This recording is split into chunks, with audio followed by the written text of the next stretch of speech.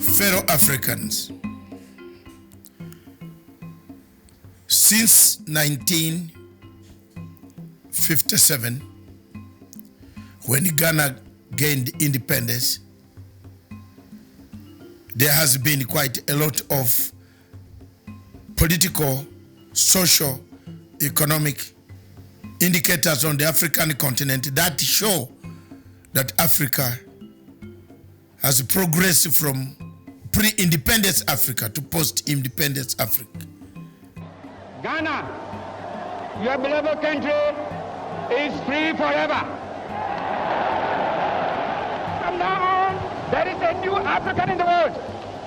That new African is ready to fight his own battle and show that after all, the black man is capable of managing his own affairs. 66 years down the road, Africa finds itself with the first country, Ghana, having gained independence. We find ourselves still locked up, controlled, manipulated, instructed, logistically supplied, equipped by foreign powers that dictate our agenda. Africa is endowed with plenty of minerals, resources, good weather. The climate is so favorable for the growth of food enough to sustain us. But we find ourselves in countries where hunger is killing people. Hunger is killing people because most of the people have taken to arms to fight wars, conflicts. Starvation has taken the place of development. In most African countries like Sudan, South Sudan, Central African Republic, Cameroon, Nigeria, in Biafra, and the north of Nigeria, there is Boko Haram. Somalia, in the Horn of East Africa, we have taken to conflict instead of development. Development was the key indicator. When Kwame Nkrumah made the first speech that seek ye African political unity, economic development will come automatically, he was right.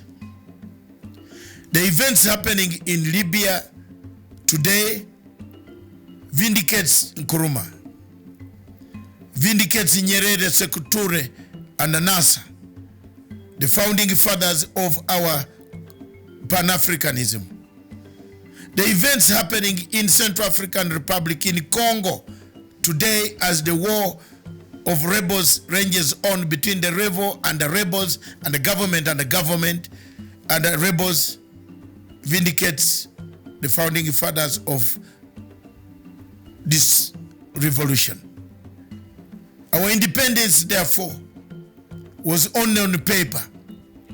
Our independence, therefore, was only in symbols. Our independence also was in signs. Our independence also was in boundaries.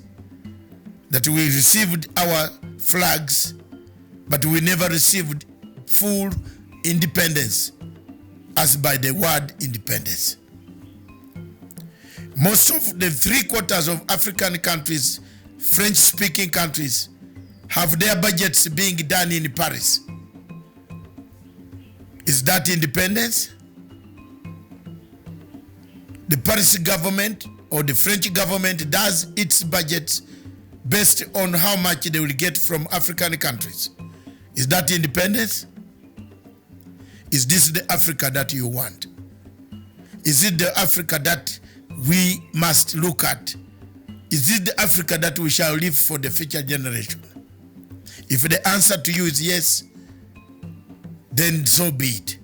But if the answer is no, you agree with me that this is not the Africa we want to live for the future generation. Our generations and the future generation need to find a legacy. What is the legacy that Africa and African Union will leave for the future generation? The wars ranging in Libya, in South Sudan, in Khartoum, in Mogadishu, in DRC Congo, in Amazonia, in Cameroon, Boko Haram, Mali, in Mauritania, the uprisings in Algeria, all point to one thing, that yes, we are not yet independent. We are still controlled by external forces. Thank you.